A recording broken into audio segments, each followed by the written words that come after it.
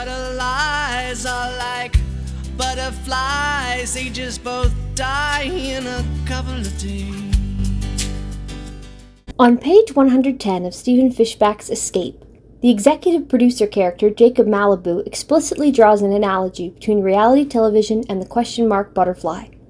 But Jacob is a liar.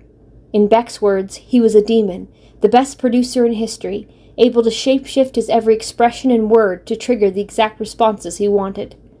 Like everything else he says, Jacob's butterfly metaphor is an obfuscation. We readers are the ones being manipulated. Part of its function is to confuse the many other butterfly metaphors throughout the novel. Let's go back to spring 2004. For Stephen Fishbach, that was midway between when he earned an English degree at Yale and when he arrived in central Brazil to compete on the 18th season of Survivor. But this story isn't about him, it's about me. I'm wearing a yellow miniskirt and a shirt in various shades of electric citrus with a number pinned to it. I'm in a giant line of hopeful Haligonians auditioning for the second season of Canadian Idol. A man and a woman dressed in shades of gray and black appear on the left side of the velvet rope. Maybe the man is Nathan Fielder, but it's the woman who addresses us. She says, "We are producers. To produce means to make, so that means this show is real, but it's also made. In a moment, a camera on wheels is going to drive this way, and you need to take all your real excitement and go crazy, whooping and cheering. We do as we're told. The camera drives by and we hoot and holler as if the competition show exists to find Canada's biggest ham. But when it's past, we return to chatting with each other. We're chatting excitedly, but it's not a frenzy. That was the moment I grew up. I saw that reality television is real, in that we were real people who really screamed our real lungs out. But the presence of the cameras and the people behind the cameras had shaped our behavior. Escape is a novel set on a reality TV show. That sentence alone is interesting. The two media are on opposite ends of the prestige scale. Novels are thought of as profound and edifying, while reality TV is tawdry, a guilty pleasure. Novels are alleged to be works of fiction, but readers often speculate about how much of the story is lifted from the author's real life. That's especially unavoidable in the case of Escape because of the author's famous connection to the subject matter. Reality TV is alleged to be real, but viewers often speculate about how much of the drama is manufactured by the producers, either during filming or through the editing process. The contrast between literature and reality TV is addressed in the novel itself. When Beck enters Jacob's hotel room, she notes the books on his bedside table. There was The Beach by Alex Garland, and State of Wonder by Anne Patchett, and Lord of the Flies by William Golding, and Shakespeare's The Tempest, all stories of urbanites facing the wild. Jacob envisions his show as informed by and adding to the literary canon. Later, though, producer Erica scoffs at the idea that the show would be anything but tawdry. She says, "It's not Hamlet, it's Escape," with an exclamation point. "You think Bartolo has hidden depths? Good luck finding them." Erica highlights the exclamation point as evidence of the show's sensationalism. An exclamation mark is the opposite of a question mark, the name of Jacob's favorite butterfly, and the symbol of his more ambitious vision for reality TV. Jacob and Erica's visions are seemingly aligned, though, when Beck shares about the pig hunt she orchestrated. "When I told you I wanted blood and guts, I didn't mean that literally," Jacob said when I finished. My stomach dropped. "This is the first part of a bigger narrative I'm planning. Besides, I like the literary resonance. You know, Lord of the Flies." "I think we all get the literary resonance," Erica said. "How many pigs had to die for your literary resonance?" After Kent's death, Beck assumes they will shut down production. But Jacob demurs, contrasting reality TV not with novels, but with scripted TV. "People die on TV all the time." "Fictional people?" "Exactly. People love scripted TV because of the drama. The only danger on reality TV is who's getting voted out of the singing competition. This is why reality shows are considered trash, while scripted content is high art." Jacob contends that the high stakes of an actual death elevates the medium. Later we get the line, "They filmed one confessional where she compared her castmates to the characters in Shakespeare's The Tempest. Miriam didn't remember the play that well, but Jacob fed her the details." At last, Jacob achieves his goal, and Escape is in conversation with the great literature on his bedside table. When Erica asked how many pigs had to die for literary resonance, the answer is that no number of dead pigs or dead surfing dogs would have sufficed. In Jacob's mind, only a human death is serious enough to force viewers to take reality TV seriously. Escape demonstrates that reality TV, rather than being the opposite of serious literature, is an ideal setting for exploring the interplay between perception and reality. Picture a beach. There are waves lapping on the white sand. There are palm trees. A man and woman are having a conversation on a log. Beside them, a burly sound guy hefts a boom mic over their heads to capture their whispers. There's also a cameraman. He frames his shot to include the couple on the beach, but exclude the sound guy. That is the inherent dishonesty of reality TV. But ordinary human perception is equally dishonest.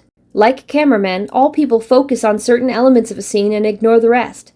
Psychologist Daniel J. Simon's demonstration of selective attention went viral on YouTube, where counting basketball passes led viewers to not notice a person in a gorilla suit. Another fascinating study by Richard Nesbitt and Takahiko Masuda demonstrated that attention is influenced by culture.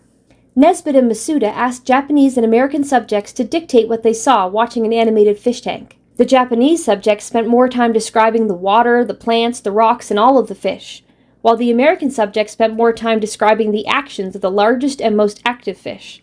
Suppose that on the beach, another cameraman is capturing a wide shot of the scene that shows the couple on the log, but emphasizes their smallness relative to the palm trees, while a third camera operator is on her belly capturing B-roll of a crab scuttling across the sand. No single perspective tells the whole story. Because a novel about reality television is certain to be about perspective, writing it in the first person from a single point of view would not have been effective. Fishbach makes a surprising choice. Here is a visual depiction of all of the chapters in Escape. The red chapters are told in the first person, from the perspective of the producer, Beck. The blue chapters are told in the limited third-person perspective, centered on Kent. The two different narrative styles serve to categorize Beck and Kent on different rungs of a hierarchy of realness. They are both characters in the novel, but within that world, Beck is a fully real person, while Kent is an amalgam between a person and a TV personality. Because he previously appeared on a reality show, other people perceive him, and he partially perceives himself, as a TV character. The yellow chapters are also in the limited third-person perspective, but centered on Miriam. It's bold to introduce a third narrative mode in the 21st chapter of a book, but it coincides with Miriam emerging as a central character on Escape instead of as a background comic relief character. The yellow chapters only begin after Miriam reveals that the architects of the show misrepresented her identity. At that point, the question of whether she is a chemist or a PR person outside of the game becomes irrelevant, because she ascends from real person status to character status. Page 367 expresses it directly. "I'm not a character." "You are," I insisted. "It's a show."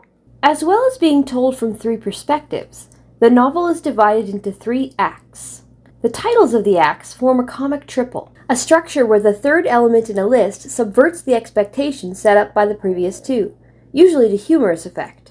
Wikipedia offers the example of Dick Van Dyke saying, "Can I get you anything? Coffee? Donut? Toupee?" In Escape, the effect is chilling. The first 2 sections are called casting and production. The reader expects the final act to be called editing or post-production, or perhaps airing, but instead it's blood and guts. Jacob states that he wants metaphorical blood and guts, but as always he's lying. He wants and gets literal blood and guts. The novel oozes with metaphor, though. In fact, the guts of the story is in the symbolism. There's butterfly imagery all throughout the novel, but its meaning shifts to reflect the perspectives of the various characters. There's one butterfly metaphor crucial to the world of Escape that Fishbach did not write into the text itself. He didn't have to. There is a default, cliché butterfly metaphor that's made on hundreds of reality TV shows. The experience of the show causes a contestant to transform from a caterpillar to a beautiful butterfly. On page 10, Beck explains that the tropes of reality TV are now so well established that they influence how the participants think and speak. In a great line, she tells us, "This was the challenge of filming reality TV today. People live inside a carapace of clichés. But for the sake of Dave's story, I needed to shuck that shell like an oyster.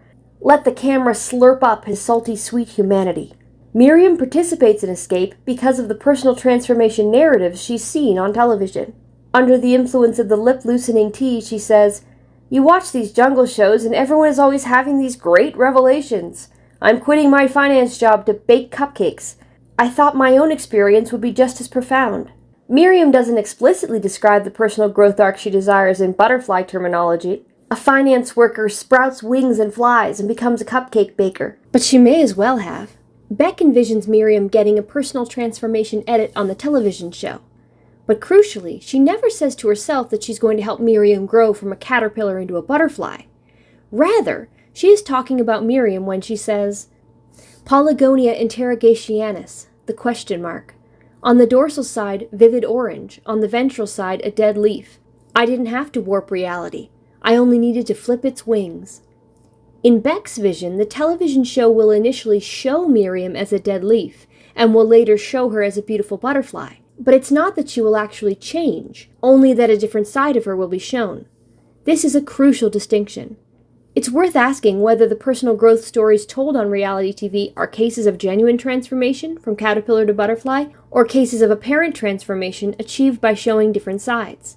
Naive viewers will interpret what they see at face value, as demonstrating that the contestant radically changed during and because of their experience. Who are you? Cynical viewers will theorize that every contestant has flattering and non-flattering moments every day, and that the editors have artificially affected a transformation by showing only the bad moments in early episodes and only the good moments in later ones. The novel does not fully endorse the cynical perspective, however. At the end, Beck sees Miriam and says, "She looked different. Her clothes were covered in dirt and ash, her shirt matted with blood, and even from feet away the smell of her was overpowering. But it was more than that. She was sitting up straighter than normal, and her hands, usually so active, were cradled in her lap. She was smiling, too, and, for the first time, not bothering to cover the gap in her front teeth with her tongue. The producer, who had been attempting to engineer an apparent transformation, discovers that, for better or for worse, Miriam has undergone an authentic transformation." Now we need to contrast Beck's personal version of the question mark butterfly metaphor with what Jacob actually told her it meant. She believes that there are two sides to every story and every person, and she as a producer can choose which one to show the viewers. Jacob states of the question mark, "She always reminds me of what I love about reality TV," Jacob said. "You look at her from the back, she's gorgeous." The dorsal specimen showed brilliant orange wings with dark Rorschach markings that faded to midnight blue. But if you turn her over, its stomach side, the ventral side, looked cracked and brown like a dead leaf. She's all dried up. Scripted shows tell you who to root for, who to hate, who's the hero, who's the villain. But in a show like ours, it's like what you were saying about Miriam. Everyone sees themselves in someone different, and that means everyone is watching a different story. Beck fully intends to tell the audience to root for Miriam, and that she is the hero, by showing off her bright orange beautiful side. Jacob claims that telling the audience who to root for is for scripted TV. He purports that it is the individual audience members who see the brown side or the orange side, because of their unique perspective. Jacob is correct to a point. Every Thursday morning I chat with my friends and family about last night's Survivor, and am gobsmacked that we could have watched the same show and come to such radically different conclusions. Fishbach doesn't describe the butterfly's wings as having dark squiggly markings, but dark Rorschach markings. Like a Rorschach test, some television shows feature ambiguity, which invites the viewer to fill in the gaps and interpret the story in their own esoteric way. That can be true in scripted or unscripted television, however, and partially depends on whether the editors are heavy-handed or have a delicate touch when adding elements like music cues. As Beck states, a single episode might have to select from over 300 hours of footage, so producers choose their moments wisely. Some people get a hero edit or a winner's edit. The show highlights their best moments and layers a soaring orchestral score beneath every action. Then there's the bad edit or the loser edit or the crazy edit. You see only the awkward moments, the petulant asides, a person's hidden lunacy underscored by dopey music or cymbal crashes. Jacob's claim that only scripted TV tells viewers who to root for is demonstrably false. Jacob knows that better than anyone. Whether his approach to editing reality TV allows for multiple interpretations or not, his butterfly statement is about denying that he has any role in shaping the story. Jacob's denial of any personal culpability for what happens on escape is expressed in another butterfly-related metaphor. When Beck first sees the dead butterfly collection, she finds it grotesque. He states, "People think that butterfly collection is cruel, but for centuries it was a way to do just what you were talking about. Encourage appreciation of the natural world." "By killing things?" I asked. "A lot more butterflies die from climate change than middle-aged men with nets." We learn that Jacob personally hunted the butterflies in his collection, rather than buying it at an antique shop or similar, when he later says, "I got the Purple Emperor when he came lower to feed." But Jacob doesn't say, "A lot more butterflies die from climate change than at my hand." He distances himself from the butterfly deaths by citing faceless centuries' worth of middle-aged men with nets. His defense that the few premeditated butterfly deaths which encourage appreciation of the natural world are insignificant compared to the vast number of butterfly deaths caused by climate change directly foreshadows his statement much later on in the book about televising Kent's death. People die doing extreme things every day. They drop dead running a marathon. From playing video games too long, people die. It's a fundamental human condition, and we have an opportunity to document it in a new way. Jacob denies any responsibility for Kent's death, but he wants credit for making that death meaningful. Like a butterfly on a pin, Kent becomes an enduring work of art only through death. Another butterfly metaphor emerges from Jacob's use of the past tense in his statement, "But for centuries it was a way to do just what you were talking about. Encourage appreciation of the natural world." Butterflies flutter by. One might pause on a flower long enough for an observer to note the basic elements of its color pattern, but it will fly away again before you can count the spots and ridges. A 19th century naturalist, wanting a butterfly to be still long enough to see every detail, had no option but to kill it and pin it to a corkboard. Now butterfly enthusiasts can capture still images and even slow-motion video footage of butterflies in HD. The butterfly can fly off, and yet you still have it, captured on film. Maybe the best thing we can say about cameras is that they are a humane alternative to a pin. In Escape, however, cameras are not always so innocent. A novel set on a reality TV show needs to reckon with how capturing an event on film, freezing it in time from one particular perspective, is also a kind of pinning down. Having a moment on film disrupts the natural way it would have been experienced, remembered, then gradually forgotten. Just like how killing a butterfly to preserve it disrupts the natural pattern of it being briefly observed, then flying off. Fishbach explores this theme by contrasting two interactions between a small child and a mother who has since died. Beck has a home movie of her mother giving her hot chocolate for the first time. Kent has a memory of doing a butterfly growing kit with his mother. The fact that one is captured on film and one is not makes all the difference. Beck's video begins as a tender vignette of a happy family, but then she throws a toddler temper tantrum and yells at her mom, who pleads for her dad to put down the camera. In the first half of the novel, Beck only watches the happy moments, but the book ends with her watching the whole thing and stating, "It was all there. Our best and worst moments, our hopes and our mess, the highlight reel highs where we felt most connected, and the blow-ups where we hurt each other more than we could ever mean. I would have to learn to embrace all of it. What other choice does anyone have?" Beck ultimately does not learn the lesson of the novel. It isn't all there. The home movie shows only one part of one day of her childhood, a moment shaped by the presence of the video camera. She continues to delude herself that what the camera sees is reality. She asks what other choice does anyone have, but Kent makes a different choice. In his dying moments, he rejects the version of his life that was preserved on film and returns to his memories. About the boar hunt on Endure, he recalls, he lowers the spear? Wait, this is not how he remembers this. But this is how it really went. He's watched this scene so many times over the past 15 years, his epic pig hunt scored to soaring violins, that the edit overwrote his memory. About the campfire later, he says, he'd forgotten it because it didn't make the edit, but when he first watched his season, he cried because it wasn't there. Kent rejects the idea of butterflies that lie still for all time, on a pin or in a photograph, in favor of butterflies that fly away, fallible, fleeting memories. He is still with his mother, the day they release the butterflies in the backyard. One of the butterflies lands on her arm and pauses there, fluttering its orange-speckled wings, and Kent thinks, then and now, that it is the most beautiful thing in the whole world. Again, again, he says, but the butterfly ascends and whirls into the sunlight. Authentic moments of human life can't be experienced again and again. They are essentially ephemeral. Yet another butterfly metaphor is found in their puddling. Kent's body was splayed on the ground, twisting like he was reaching for something, though the closest object was my camera, 10 feet away. The blood from his throat seeped down his chest. As I watched, the blue butterfly fluttered into the temple, alighted on his skin, and swirled away into the sunlight. I blinked, afraid I was hallucinating. Had I witnessed an actual miracle? Kent's soul ascending? More butterflies flew into the temple and crawled lightly on Kent. No, I thought, it wasn't his soul. The spirit of the jungle was reaching out to say farewell. "It's beautiful," I whispered.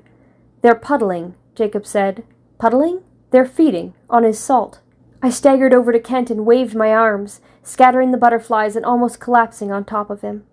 The feeding on salt connects this scene back to Beck's earlier oyster analogy. Let the camera slurp up his salty sweet humanity. The cameras, and by extension the TV audience, are feeding off Kent's tragedy. The host of butterflies flocking to Kent's body implicate the viewers at home, in whatever human spectacle they tune in to watch. Importantly, another host of butterflies puddle on Pig Bambi's corpse, as Beck notices Miriam's authentic transformation, immediately leading into the quote I shared earlier. I looked at Miriam. The butterfly swarm was centered behind her over an animal carcass, puddling, like Jacob had explained, feeding. She looked different. The butterflies represent the TV audience, witnessing Miriam's transformation and feeding on it, just like she fed on earlier transformation narratives that prompted her to go on the show. The cycle continues. Butterflies play one final role in escape. They confuse. On page 412, Beck states, "The air around the group looked blurry, as pixelated as a bad connection. I rubbed my eyes, but it wasn't my vision failing.